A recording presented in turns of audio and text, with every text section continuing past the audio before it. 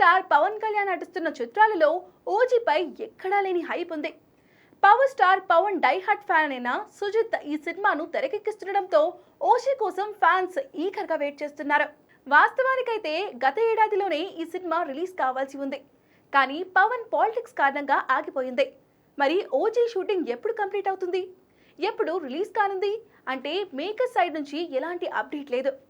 కానీ ఇటీవలే హరిహర వీరమల్లు షూటింగ్ పూర్తి చేసిన పవన్ ఓజీని కూడా వీలైనంత త్వరగా ఫినిష్ చేయబోతున్నట్లుగా తెలుస్తోంది.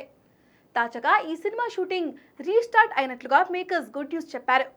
మళ్ళీ మొదలైంది, ఈసారి ముగిద్దాం అని తెలిపారు మేకర్స్. అయితే ప్రస్తుతానికి పవన్ లేని సీన్స్ షూట్ చేస్తున్నారట.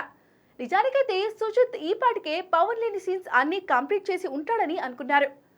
ఒక్కసారి పవన్ డేట్స్ ఇస్తే ఓజీ షూటింగ్ మొత్తం పూర్తి కానుందని అన్నారు. కానీ ఇప్పుడు పవన్ లేకుండా షూటింగ్ అంటున్నారు.